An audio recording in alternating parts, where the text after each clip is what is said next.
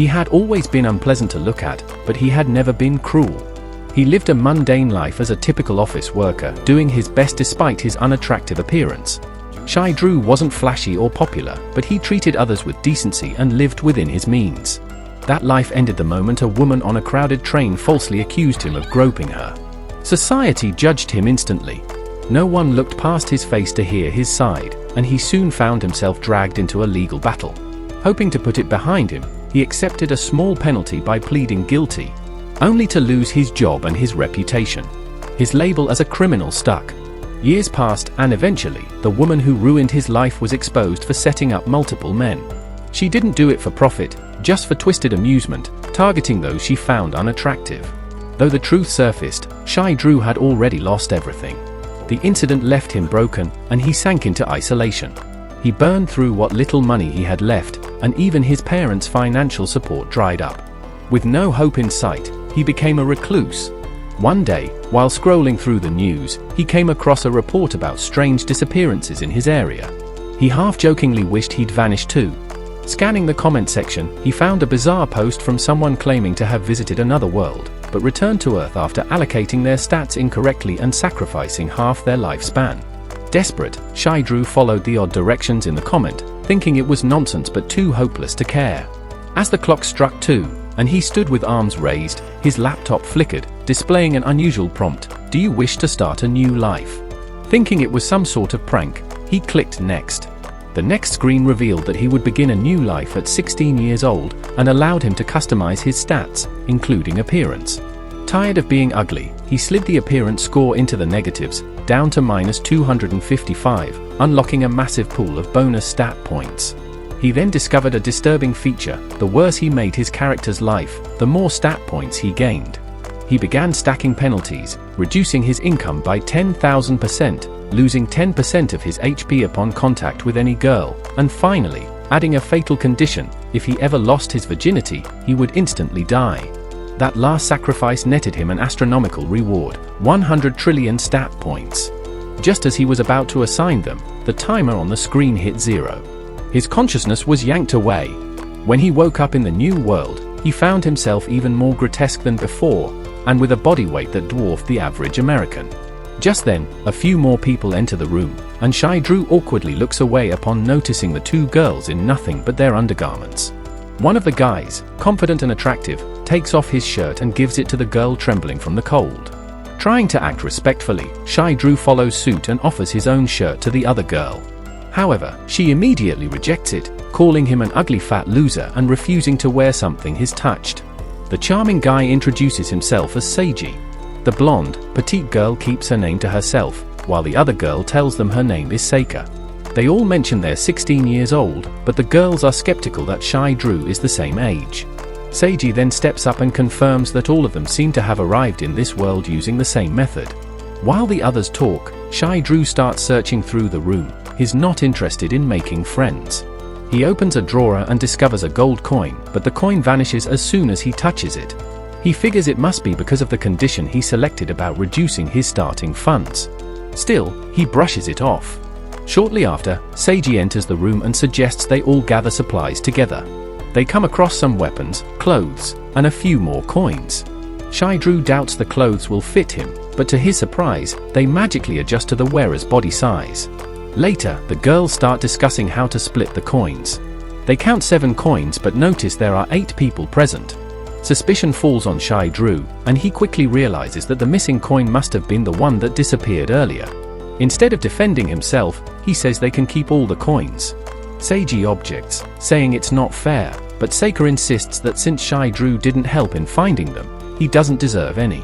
Shy Drew already finds her annoying but keeps calm and turns his attention to Seiji, asking if he can trade the coins for an axe. Seika immediately protests, and even Seiji says he can't make such decisions on his own. He admits that in his past life, he had selfish tendencies and poor communication skills but wants to change in this one. He also hints that Shy Drew has his own issues to work through and encourages him to start improving. Eventually, they agree to split the weapons using rock, paper, scissors. Shy Drew loses every round and ends up with just a wooden club. Later, Seiji suggests a handshake to mark the beginning of their journey, but Shy Drew declines, he's not taking any unnecessary chances. Soon, they find a map that leads to a nearby town. But when they open the door, they are immediately confronted by a small goblin ready to strike. Seiji quickly reacts and slays the goblin in one hit, but then sees more enemies approaching. Taking charge, he asks the blonde girl to back him up on the front lines while Seika prepares her bow to assist in the fight. Shai Drew tells Seika to stay behind and protect herself while he deals with the goblins alone. Despite the warning, Seika proves to be completely inexperienced. She can't even manage to string her bow. While Shai Drew silently judges her lack of skill, a goblin sneaks up behind him and launches an attack. Shai Drew intends to eliminate it quickly, but to his shock, his current strength is pitiful. The tiny goblin manages to force him back. Confused as to why he's so weak despite having assigned himself 100 trillion stat points, he suddenly recalls he never actually finished allocating them. With no time to fix that, Shai Drew decides to face the goblin with what he currently has. After a brief struggle, he brings it down with a clean strike. As soon as the creature is defeated, a system screen appears, revealing that he has skyrocketed to level 32 from just that one kill, thanks to a massive 10,000% experience boost. Around the same time, Seiji and the small girl level up too and start pumping their stats into strength and stamina. Shai Drew notices that no one else can see his system interface and decides to distribute 1 trillion points to each of his attributes temporarily. The moment he does that, his system begins to glitch, and he's enveloped in a golden glow. Perplexed, he wonders what's going on, then the system announces his new class, selected based on his immense stats, the Almighty God. Shai Drew is stunned and can't fully comprehend what this title entails. Before he can process it all, another goblin attacks, but this time, its strikes have zero effect. Curious, Shai Drew tries out his new power. With a light flick of his finger, he sends the goblin soaring into the atmosphere. Strangely, no one seems to notice what just happened. They all assume it was just a strong gust of wind. Seiji and the little girl continue fighting goblins, while Seika is still fumbling with her bow, nearly in tears. Feeling a bit sorry for her, Shai Drew pretends to be obsessed with bows so she doesn't feel embarrassed. Claiming he urgently needs to string one himself, he tricks Seika into handing it over. With his absurdly high dexterity, he strings the bow in an instant. Impressed, Seika asks him to shoot an arrow as a thank you. Shai Drew agrees and chooses one of his newly unlocked skills, Thunder Arrow. He fires it, but it doesn't hit any goblins directly. Instead, it shoots into the sky. Confused about his aim, he watches as a massive magic circle appears overhead. Out of it emerges a colossal thunder dragon that slams into the battlefield, annihilating every goblin present. The others are left in awe, but Shai Drew plays it off, claiming he learned that trick in archery club. Seika, ever gullible, believes him without question. She then tries to help in the battle by firing arrows randomly, while Seiji and the small girl decide to clean up the remaining enemies. Meanwhile, Seika quickly uses up all her arrows. Feeling down about her repeated failures, Seika grows frustrated with herself, while Shai Drew watches sympathetically. Using a skill, he transforms a stick into makeshift arrows and points out a few dropped items on the ground. Seika cheers up and grabs them, but ends up wasting everything again. Meanwhile, Seiji and the others finish off the goblins with ease. Soon they make it to town. While the rest of the group rushes off to grab food, Shai Drew quietly slips away, believing that someone as awkward and unwanted as him doesn't belong with them. He finds a quiet spot by a fountain and sits, stomach growling. Just then, a cat walks up to him. He reaches out to pet it but hesitates, worried it might be female and cost him 10% HP due to his curse. Out of nowhere, Seika appears, startling him so badly that he falls into the water. When he climbs out, soaked and miserable, Seika hands him a burger. She bought it for him as thanks for his earlier help, knowing he can't afford food. Shai Drew starts warming up to her kindness and takes the burger, but when their fingers touch, he's hit by a violent shock, launching the burger and him both away. The damage is catastrophic, enough to destroy the world multiple times over, but worse than the pain is the look of disappointment on Seika's face. She believes he rejected the burger on purpose. Thinking quickly, Shai Drew falls back on his old silver-tongued ways from his salesman days and tells her he flinched because of her beauty. He says he truly does want to eat the burger she gave him. Seika, still moved by his earlier help, says that one's too dirty now and gives him hers instead. While he's eating, Seiji and the lowly bunch show up, and Shai Drew decides to stick around until he can repay Seika for her generosity. Later, Seika runs into trouble again. She's out of arrows and rushes into a shop to buy more. She insists she can pay, but the shopkeeper says her inventory is full. Shy Drew is with her and wants to help, but he hides the fact that he can create arrows himself. When Seika asks if he's not buying anything, she quickly answers herself, remembering that he's broke. Outside, Seiji and the others come back after securing an inn. Shy Drew says he'll stay in the park since he can't afford a room, but Seika insists on paying for him. When he protests, she teases him with a guilt trip, asking if he really won't let a girl treat him. Before he can respond, she grabs his hand and pulls him along. Fortunately, since she touches him through his clothes, he takes no damage. That night, Shy Drew stares at the ceiling, thinking he can't stay here forever and live off their charity. Even with his income being slashed to 1,000th of what it should be, he's determined to earn something on his own. And just then, a new idea sparks in his mind. The following morning, Seiji and the group are greeted by the sight of a table full of tasty snacks and fresh meals. Shy Drew cheerfully invites them to join in, saying he can't possibly finish it all on his own. Curious, they question how he managed to gather so much food without any money. Shy Drew explains that he used a clever trick that encourages others to offer something in return. In reality, he simply crafted some arrows out of sticks and traded them through bartering instead of using currency. Seika, concerned, tells him that he doesn't have to go that far just because he's short on funds. She'd gladly help if needed. But Shy Drew believes he's already settled what he owed her, so he doesn't feel obligated to stick around anymore. After finishing the meal, Seiji brings out a map and says it's time to take on some quests to start earning cash. He notes that the creatures they fought the day before didn't leave behind any loot or coins, so he's set on exploring a nearby cave. Shy Drew praises Seiji's strategic thinking. Right then, a rugged-looking man appears and offers to guide them to the cave. He introduces himself as Kayashiro and claims he, too, is someone who has been reincarnated. Upon seeing Shy Drew's unusual appearance, Kayashiro is momentarily startled but quickly composes himself and asks if they're all newcomers. Seiji gets up cautiously to speak with him.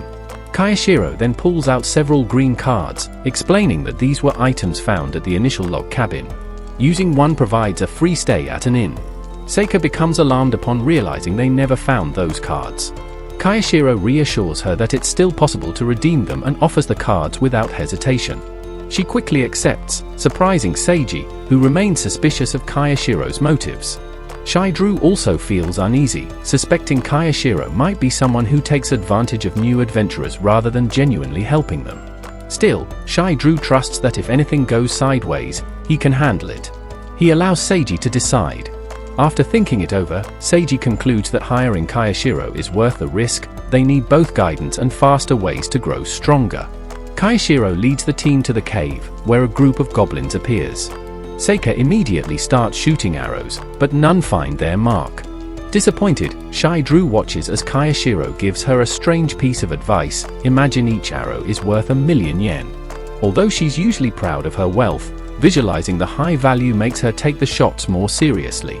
Her focus improves, and she successfully downs a goblin with a precise hit.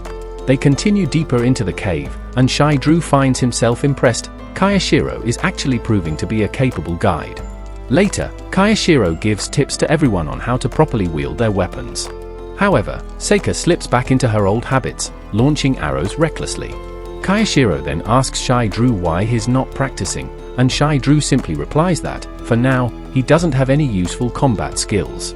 Kayashiro understands that progressing in levels while wielding a staff is no easy task, but he reassures Shy Drew not to feel discouraged, emphasizing that the staff's ultimate ability is truly extraordinary.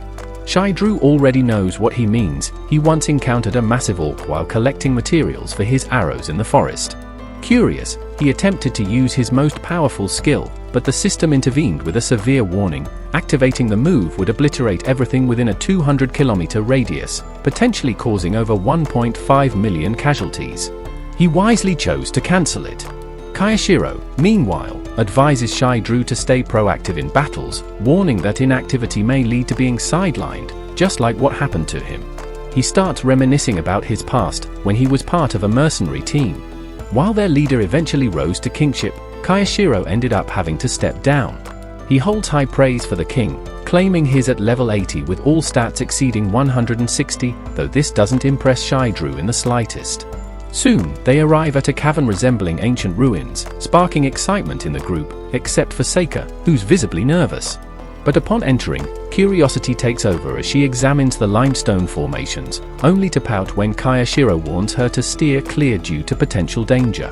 Shidru starts questioning if Seika is truly just a child, and Seiji brings it up more tactfully.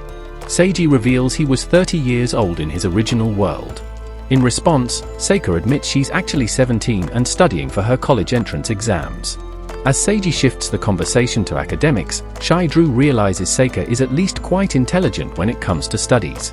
They then encounter some bat-like creatures and make their way to the boss chamber, where Seika finally starts grasping the importance of caution and planning. Kayashiro stops her from barging in, warning her she'll be instantly killed if she keeps acting so recklessly. She listens and steps back. Seiji suggests they wrap things up for the day and expresses gratitude to Kayashiro, who responds by saying Seiji is suited to be a leader. Before they head back, though, Kayashiro has one more thing in store for the newcomers, a surprise event. He leads the group to a special meeting room, a secure zone crafted by another summoned individual, where monsters and magic can't intrude. Inside, snacks and drinks are laid out for celebration. But Shidru quickly becomes suspicious. His poison detection ability reveals that the rims of the drink cans are laced with a sedative. Seiji refuses the drinks out of caution, but when Kayashiro appears genuinely hurt by the distrust, Seiji apologizes and agrees to join in the celebration. Shidru is quietly disappointed by Seiji's kindness. As everyone begins indulging in food and refreshments, Shidru initiates small talk to keep the mood light while secretly preparing to cast antidote spells. He casually asks about their lives before arriving here, and the atmosphere immediately turns heavy. It dawns on him that nearly everyone, including himself, was escaping something in their past. Then, breaking the silence, Seiji chooses to share a bit of his own history. He confesses that he dropped out of school after losing interest and went on to establish a startup called Success Life. The name rings a bell for Shidru. He recalls once pitching a product to that very company, and the CEO bore an uncanny resemblance to Seiji.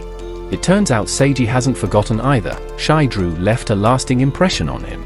Though Shidru doesn't admit who he is, Seiji recalls a mysterious salesman who showed up uninvited, trying to pitch an overpriced copier. The salesman claimed he could bring a smile to his face and never let him down. He also told Seiji to take it easy since he was the boss. Those words struck a chord, and Seiji ended up letting his team take the reins of the company. At first, things flourished. His business thrived, everything seemed perfect, until he made a drastic decision to replace all his staff with artificial intelligence. That move backfired terribly, driving the company into bankruptcy. Seiji was crushed, burdened by guilt that he squandered the opportunity that salesman gave him. Since arriving here, he vowed never to let anyone down again. Then he suddenly reveals something shocking. The name of that salesman was also Shidru. But our chubby protagonist denies being the same person. Right then, everyone begins to pass out from being drugged. Kaisho enters with his goons to capture them. But Shidru is only faking sleep, waiting for the right moment to act. As the thugs begin cuffing everyone, Shidru prepares to strike, but Seiji suddenly rises and warns them not to hurt anyone. Kaisho brushes off the warning, knowing Seiji can barely stay on his feet, and instructs his men to continue. Shidru holds back, worried Seiji might get caught in the crossfire. But Seiji still tries to resist and ends up getting slammed into a wall. Kaisho tells his crew not to damage the goods or their value drops. That remark infuriates Seiji. He speaks up, saying the people here are already broken by life, and when they finally get a second shot, people like Kaisho just shove them back down. Kaisho tells him to save the speech and orders his men to pack him up. At that moment, Shidru jumps into action. Instead of using flashy moves, he body slams the thugs, crushing them under his weight. He tells Seiji to escape with the girls and leave the rest to him. But Seiji refuses to leave him behind. He warns the goons not to mess with them, saying he can end this in a single hit. Naturally, they think he's bluffing. The attackers rush forward, but Shidru bounces around, soaking up their attacks like a sponge and flattening them. Kaisho tells his goons to take care of the bouncing pig, and Seiji urges Shidru to get out of there while he holds them off. The thugs pile onto Shidru, even shoving their fingers up his nose, but still can't take him down. Then, a glow bursts from Seiji's palm. He tells the goons to step away, or his light of truth will strike them down. Shocked, they ask what kind of skill this is. Seiji explains that he once made a solemn promise in his special notebook to never betray his friends. If he ever did, he'd pay dearly. That vow earned him massive bonus points, which he channeled into a unique skill that activates when he's enraged. He warns the thugs that this is their final chance to leave, but Kaisho scoffs, saying they'll just slice off his hand before he can use it. Shy Drew, curious to see Sage's ability, volunteers to shield him. They decide to fight together, realizing they're outnumbered. Then, Seiji unleashes his hidden power, transforming into a glowing form even Goku would envy. He tells the thugs their judgment day has arrived. But that's where the episode wraps up. Thanks for watching. If you like this anime recap, then please like, share and subscribe for the next part.